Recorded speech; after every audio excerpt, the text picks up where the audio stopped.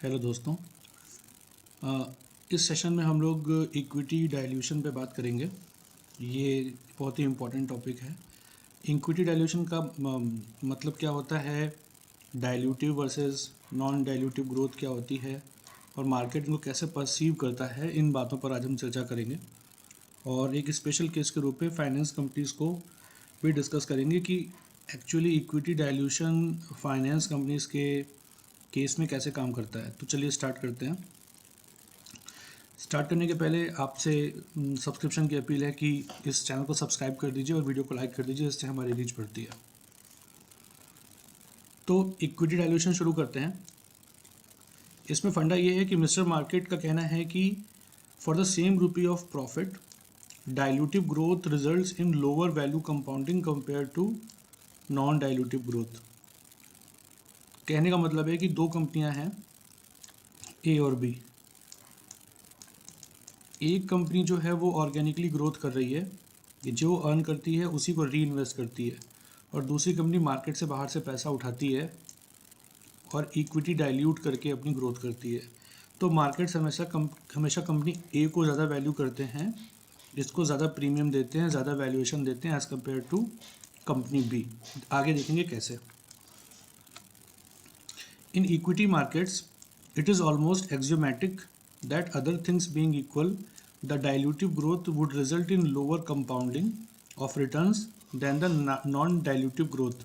ये thumb rule है, इसको मैथमेटिक्स से प्रूव भी कर सकते हैं या फिर कुछ एग्जांपल से देख भी सकते हैं, बट ये सेटल्ड फैक्ट है, there is no debate about it कि जो हमारी कंपनियां डाइल्यूटिव ग्रोथ लेती हैं, डाइल्यूटिव ग्रोथ मतलब जो अपने नए नए शेयर इशू करती रहती हैं यदा कदा हर साल 2 साल में, और बार बार जो एग्जिस्टिंग शेयर होल्डर है उसका जो स्टेक है उसको डाइल्यूट करती रहती है। उनमें इंडिविजुअल इन्वेस्टर के लिए, प्रमोटर की बात नहीं है, बहुत सारी कंपनियां हैं जिनका नाम लेने की ज़रूरत नहीं है, वो यही करती रहती हैं कि वो स्टेक्स को ही डाइल्यूट करती रहती हैं। तो इंडिविजुअल रिटेल इन्वेस्टर के लिए उसके पर्सपेक्टिव से वो कंपनियाँ बेटर हैं जो नॉन डाइल्यूटिव ग्रोथ में जाती हैं।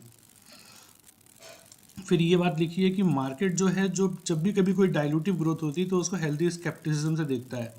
मार्केट पहले उस पर ऐसा नहीं है कि उसको वो नहीं करता, रिकॉग्नाइज नहीं करता, बट रिकॉग्नाइज करने के बाद उसको पहले वेरीफाई करता है कि ये हो क्या रहा है। इसमें फिर ये अगली बात आएगी कि अगर कोई बिजनेस ऐसा है या कोई मैनेजमेंट ऐसा है कि कंपनी बार बार कैपिटल रेज कर रही है और शेयर्स को डाइल्यूट कर रही है, बार बार कर रही है, तो हैवी कैपेक्स वाली कंपनी है, तो या तो कंपनी के बिजनेस मॉडल में इशू है कि उसको बार बार कैपेक्स चाहिए, वो अपनी ही अर्निंग्स से ऑर्गेनिकली ग्रो नहीं कर पा रही है, या फिर मैनेजमेंट में कुछ प्रॉब्लम है कि वो पैसा जो है कहीं ड्यूबियस एक्टिविटी में जा रहा है या साइफन ऑफ हो रहा है। तो मार्केट्स को चूँकि ये डाउट रहता है, इसलिए इस तरह की कंपनियों को वो वैल्यूएशन जनरली नहीं देता है। अब उसके बाद एक एक्सेप्शनल बात आती है। इस सब का एक्सेप्शन है बैंकिंग और फाइनेंस की कंपनियां। इनमें जो डाइल्यूशन है वो अच्छा माना जाता है, उल्टा है। जैसे लीवरेज है, तो जनरली लीवरेज जो है वो बाकी मैन्युफैक्चरिंग की कंपनी में, कंस्ट्रक्शन की कंपनी में, हैवी कैपेक्स की कंपनी में ये अच्छा नहीं माना जाता, लेकिन यही लीवरेज जो है फाइनेंस और बैंक की कंपनी में अच्छा माना जाता है। लीवरेज मतलब लोन लेना। तो बैंकिंग और फाइनेंस में इक्विटी डाइल्यूशन अच्छा माना जाता है, बशर्ते, वो हमने एक वीडियो और में भी देखा है, बशर्ते दो चीज़ें सेटिस्फाई करे वो कंपनी या बैंक, उसका आरओई अच्छा हो, नंबर एक। दूसरा, इक्विटी डाइल्यूशन जब हो रहा है तो उसके वैल्यूएशंस हाई हों, हाई वैल्यूएशन पे इक्विटी डाइल्यूशन हो। तो इसको भी आगे हम डिटेल में और भी देखेंगे अभी। फिर एक बहुत इंपॉर्टेंट बात आई है, सियामीज ट्विंस जो थे, ये यूएस के सिटीजन्स थे, तो they were attached to each other right here. तो इस एग्जांपल से बोला है कि हैवी कैपेक्स और कैपिटल डाइल्यूशन, समझ लीजिए ये हैवी कैपेक्स है और ये डाइल्यूशन है, ये दोनों ऐसे भाई हैं जिनको आप इनसेपरेबल है, जिनको आप सेपरेट नहीं कर सकते एक दूसरे से। तो जहाँ पे हैवी कैपेक्स है, जहाँ पे बार बार केपेक्स किया जाना है जिस कंपनी में, वहाँ पे डाइल्यूशन होना ही होना है, और जहाँ डाइल्यूशन हो रहा है वहाँ पे शेयर होल्डर का कंपाउंडिंग कम होना ही होना है। तो ऐसी कंपनियों से हमें एज ए रिटेल इन्वेस्टर बचना चाहिए। ये वही चीज़ लिखी हुई है कि ये परफेक्ट रेसिपी है मीडियोकर रिटर्न्स की, कि अगर आपने ऐसी कंपनी चुनी जिसको बार बार केपेक्स चाहिए, हैवी केपेक्स चाहिए, हैंस बार बार मार्केट से पैसा उठाना है, बार बार शेयर को डाइल्यूट करना है, तो इसमें हो सकता है लॉसेस ना हो सकता है ना हो, बट सब ऑप्टिमल रिटर्न्स आने की पूरी संभावना है, पूरी रेसिपी है, जब तक कुछ खास ना हो रहा हो। अब हम आते हैं डाइल्यूटिव के बाद एक्विजिटिव और ऑर्गेनिक ग्रोथ पे। जो एक्वायर करेगा वो किसी न किसी कंपनी को खरीदेगा ही, कंपनी को खरीदेगा तो वो अपनी कंपनी को डाइल्यूट ही करेगा। तो एक्विजिटिव ग्रोथ को हम डाइल्यूशन से समझ सकते हैं और ऑर्गेनिक ग्रोथ को हम नॉन डाइल्यूशन से समझ सकते हैं। Mister market does not reward acquisitive growth in the same way as organic growth. अगर कोई कंपनी, जैसे कहते हैं कि कंपनी ने रिटेन अर्निंग्स की, कंपनी ने 100 करोड़ रुपए कमाए, अगर उसका प्रॉफिट 100 करोड़ था साल में, तो उसको इसका क्या करना चाहिए? बेस्ट नया प्रोडक्ट लॉन्च करना चाहिए, नई सर्विसेज लॉन्च करनी चाहिए ऑर्गेनिकली, और कुछ नहीं करना है तो इस पैसे को शेयर बायबैक कर लेना चाहिए, डिविडेंड बांट देना चाहिए। लेकिन एक्विजिशन करना बहुत ही स्ट्रेटेजिक एक एक्टिविटी है, और बहुत चांसेस हैं कि एक्विजिशन करने पे वो रिजल्ट्स नहीं आए जो आप एक्सपेक्ट कर रहे हैं। वो हम आगे देखेंगे क्यों। ये वही बात है कि एक्विजिटिव ग्रोथ जो होती है उस पर यूनिट वैल्यू क्रिएशन कम होता है as compare to non acquisitive और ऑर्गेनिक ग्रोथ। ये मिस्टर मार्केट कह रहे हैं। मार्केट ऐसे ही बिहेव करता है। मिस्टर मार्केट ये कह रहे हैं का मतलब है कि मार्केट कैसे सोचता है, रिटेल इन्वेस्टर को ये पता होना चाहिए। Why organic growth is quality and healthy. अब इसमें बताया गया है कि एक्विजिटिव, जब भी कोई कंपनी दूसरी कंपनी को एक्वायर करती है, मतलब M&A होता है, मर्जर एंड एक्विजिशन, तो उसमें जिसको एक्वायर किया जाता है, जो एक्वायर्ड है, उसको हमेशा मार्केट वैल्यू से ऊपर एक्वायर किया जाता है, क्योंकि जो कंपनी को बेच रहा है, ये एक सेलर्स मार्केट है, ये एक सेलर्स मार्केट है, तो ये बायर्स मार्केट है, तो ये बायर्स मार्केट है, जो जिसको बाई कर रहे हैं उसकी चलती है यहाँ पे। तो वो बंदा जो है अपनी वैल्यू हमेशा बढ़ा के ही, प्रीमियम पे ही अपने को सेल करता है। इसीलिए कहते हैं कि शिकार is more valuable then the शिकारी। जो यहाँ पर अगर आपको कोई कंपनी ए है बड़ी और ये कोई कंपनी बी है छोटी, ये लिस्टेड है, ये शिकार है और ये शिकारी है, तो आपके पास अगर ऑप्शन है, ये इसको एक्वायर कर रही है, तो आपके पास अगर ऑप्शन है दोनों में इन्वेस्ट करने का, तो आप बी को चुनेंगे, क्योंकि ए जो है वो बी में इन्वेस्ट कर रही है एक तरीके से। तो बी जो है, शिकार जो है, शिकारी से बेटर है। Therefore, mere the fact of acquisition cannot be value accretive, which are done at the market value or higher। हाँ, ये वैल्यू एक्रेटिव इसलिए नहीं हो सकते। क्यों? इसलिए नहीं हो सकते क्योंकि जब आप एक्वायर करेंगे हाई प्राइसेस पे किसी कंपनी को, तो जो नई एंटिटी बनेगी उसका कंसोलिडेटेड रूप में ROCE और ROIC डाइल्यूट हो जाता है, सब ऑप्टिमल हो जाता है। क्यों? क्योंकि acquisition market happens at the buyers market. जो बायर्स होते हैं उनकी चलती है इसमें, मतलब जिनको बाई किया जा रहा है उनकी चलती है। और the extra premium paid by the शिकारी टू शिकारी is booked in as goodwill. जैसे मान लीजिए कि कोई कंपनी 100 करोड़ की थी उसकी फेयर वैल्यू, लेकिन कोई दूसरी कंपनी उसको खरीदने जाती है तो पहली वाली बोलती है हम 200 करोड़ से कम में आपको अपना एक्विजिशन नहीं करने देंगे, तो एक्स्ट्रा कितना पे किया? 100।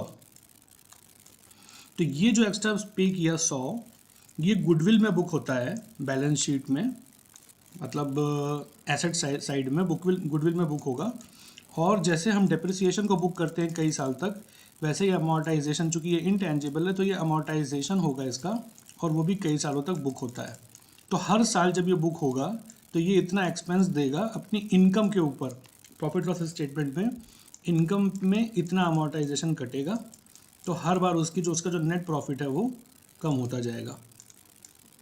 इसलिए कई साल तक इस गुडविल का ओवरहैंग आपकी बैलेंस शीट पर और आपकी प्रॉफिट लॉस स्टेटमेंट पर रहेगा, और इस तरीके से जो एक्विजिटिव ग्रोथ है उसमें देख के तो लगता है कि इतना बड़ा, इतनी प्रॉफिट देने वाली कंपनी खरीद ली, बट जब एक्वायर हो जाएगी तो उसका इफेक्ट वैसा नहीं होता प्रॉफिट लॉस स्टेटमेंट पे जैसा शिकार का पहले था।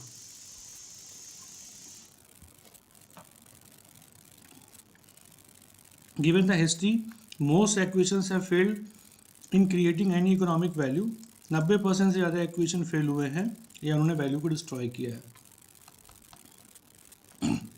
Markets tend to view acquisitions with suspicion, specially large और अनरेटेड एक्विजिशन। इस तरह के जो एक्विजिशन होते हैं उसको मार्केट बहुत सस्पिशन के साथ देखता है। अब हम आते हैं अपने स्पेशल केस पे। बैंकिंग एंड फाइनेंस की जो कंपनियां होती हैं वो एक स्पेशल केस होती हैं। इसमें कह रहा है कि हाई ग्रोथ, वही वाली बात है, और high compounding machine space, banks and finance occupy a special place. तो ये खास बात है कि ये कंपनियां डाइल्यूट कर सकती हैं। क्यों? क्योंकि इनमें डाइल्यूशन अच्छा माना जाता है। मैन्युफैक्चरिंग में ये अच्छा नहीं माना जाएगा, हैवी कैपेक्स वाले में, टेलीकॉम में ये अच्छा नहीं माना जाएगा, लेकिन बैंकिंग और फाइनेंस में ये अच्छा माना जाता है। और बाई डिज़ाइन ऑल्सो इकोनॉमी के लिए सबको मनी की आवश्यकता है, लार्ज साइज ऑफ अपॉर्चुनिटी है, तो ये कंपनियां जो हैं वैसे भी कंपेयर टू अदर कंपनीज जो हैं बैंक्स और फाइनेंस कंपनीज बेटर प्लेस्ड होती हैं, और लीवरेज करना और डायल्यूशन करना इनकी स्ट्रेंथ होता है। Bank and finance business represent very unique opportunity, वो बात हो गई। हाई ग्रोथ इकोनॉमी अगर कहीं पे है, जैसे कि इंडिया है उसमें, तो वहाँ पर एक स्पेशल रोल है क्योंकि everybody is capital hungry. This is the proxy to growth of the economy. Economy जितना ग्रो करेगी, बल्कि ये लीडिंग इंडिकेटर होता है बैंकिंग एंड फाइनेंस। इसके नतीजे पहले आते हैं, जब इसके क्वार्टरली नतीजे आते हैं तो इससे हम लोग ग्रोथ का अनुमान लगाते हैं कि इकोनॉमी कैसा कर रही है। तो ये इकोनॉमी का रियल इंडिकेटर है, ये इकोनॉमी का लीडिंग इंडिकेटर है। अगर इकोनॉमी को बुरा करना होता है या थोड़ा सा इकोनॉमी स्लो डाउन आता है, तो आप देखेंगे बैंकिंग सेक्टर में, यानी बैंक निफ्टी जो है आपका, वो अटकने लगता है। तो अगर आपको इकोनॉमी की ग्रोथ का और उसके मोमेंटम का पता लगाना है, तो ये लीडिंग इंडिकेटर होता है बैंकिंग एंड फाइनेंस सेक्टर, यहाँ से आप लगा सकते हैं। स्ट्रेटेजिक रेशनल बैंक और फाइनेंस के बारे में है कि यहाँ पर रिटर्न ऑन कैपिटल एम्प्लॉयड का कोई इशू नहीं है, क्योंकि पैसा जो मनी है, मनी जो है, यही इसमें वर्किंग कैपिटल है और यही इसमें आपका एसेट है। मतलब यही, इसी पैसे से ही काम होना है। तो एक पैसा, एक बार जो पैसा आया उस पर आपने रिटर्न ऑन एसेट निकाला, अब उसी को आपने 5 बार लीवरेज कर दिया, आगे 5 लोगों को बांट दिया जो एक ही पैसे को, तो ये 5x लीवरेज हो गया। अगर इसका ROE 2% था तो इसका ROE 10 हो गया, 10% इसका ROE हो गया। इस तरीके से बैंक के लिए और NBFCs के लिए काम करना बहुत आसान हो जाता है, क्योंकि इनका जो पैसा है यही इनके लिए पूंजी है। It is legitimate to have significant leverage. हाँ, यहाँ पे लीवरेज लेना अच्छा माना जाता है। बाकी कंपनियों में आप लोन लेते हैं, डाइल्यूट करते हैं, तो वो बुरा माना जाता है, बट यहाँ पे अच्छा माना जाता है। Dilution of the capital is not crime here because the raw material is money. तो यहाँ पर डाइल्यूशन बल्कि अच्छा माना जाता है, बट वो हाई वैल्यूएशन पे जा रही हो कंपनी। जब कंपनी डाइल्यूट कर रही हो तो उसका वैल्यूएशन उस समय कम नहीं होना चाहिए, हाई होना चाहिए। ROE is not just an outcome of earnings growth but it is cause as well. Yes, जो हाई ROE कंपनी है, बैंक है या NBFC है, उसमें क्या है कि इससे अर्निंग्स आती हैं ज़्यादा, और वही अर्निंग्स फिर से रॉ मटेरियल के रूप में इन्वेस्ट होती हैं और फिर उनसे और अर्निंग्स आती हैं। तो एक तरह से ये म्यूचुअली रीइंफोर्सिंग वर्चुअस साइकिल बन जाता है, जिसमें high ROE will lead to high earnings and high earnings will lead to high ROE, और इसके बीच में कुछ नहीं है, ये डायरेक्ट कोरिलेशन है और इससे बहुत तेज़ी से कंपाउंडिंग पॉसिबल हो पाती है। तो इस तरह से हम देखते हैं कि 4 कॉम्बिनेशन वाली कंपनियां हो सकती हैं। पहली तो है जिसमें हाई ROE हो और हाई ग्रोथ हो, ये बेस्ट है। अगर ऐसी कंपनी डाइल्यूट करती है अपने शेयर को, तो यहाँ पे शेयर होल्डर्स को सबसे ज़्यादा फायदा होता है। दूसरा है लो ROE और लो ग्रोथ। अगर ये डाइल्यूट करती है तो फ़ायदे होने की प्रोबेबिलिटी सबसे कम है। बीच में ये दोनों हैं। इसमें भी अगर ग्रोथ हाई है और मैनेजमेंट थोड़ी सी मेहनत करेगा तो वो अपनी ROE को ठीक कर लेगा, लेकिन अगर ROE पहले से हाई है, ऑलरेडी बिजनेस मॉडल अच्छा है, और तब भी ग्रोथ नहीं आ रही है, इसका मतलब है कि कुछ और इशू है उस बैंक में या फिर उस NBFC में। तो अगर इसमें चुनना हो तो ये रैंक 1 पे है, ये रैंक 2 पे है, ये रैंक 3 पे है, ये रैंक 4 पे है। इसमें भी 1 और 4 फाइनल है, इसमें कोई दिक्कत नहीं है। Depending upon the situations contingent 3 और 2 में हो सकता है कि कभी 3 बेटर हो, कभी 2 बेटर हो। तो ये इस तरीके से अगर कोई कंपनी अपना स्टेक्स को डाइल्यूट कर रही है और वो बैंक है या एनबीएफसी है, तो हम एज ए रिटेल इन्वेस्टर देखेंगे कि भाई वो किस क्वाड्रेंट में फिट हो रही है। तो अगर वो क्वाड्रेंट 1 में है, Q1 में, तो इसका मतलब है कि उससे आपको फ़ायदा होने वाला है। Q3 में है, इसका मतलब आपको दिक्कत है। Q2 और Q4 में अगर है तो वो हम सब्जेक्ट टू केस बेसिस देखेंगे। तो सवाल ये है कि अगर सब कुछ इतना ही अच्छा है बैंक्स और एनबीएफसीज में, तो फिर कैच क्या है? मतलब डाइल्यूशन सभी बैंक और वो कर सकते हैं, फिर दिक्कत क्या आती है? तो उसमें दिक्कत आती है आरओई की। आप देखेंगे 15% के ऊपर आरओई निकालना किसी भी बैंक के लिए और 18-20% के ऊपर आरओई निकालना किसी भी एनबीएफसी के लिए बहुत मुश्किल काम होता है। तो अगर इतना हाई आरओई नहीं है तो कैपिटल डाइल्यूट करने से कोई सिग्निफिकेंट फ़ायदा भी नहीं होता है।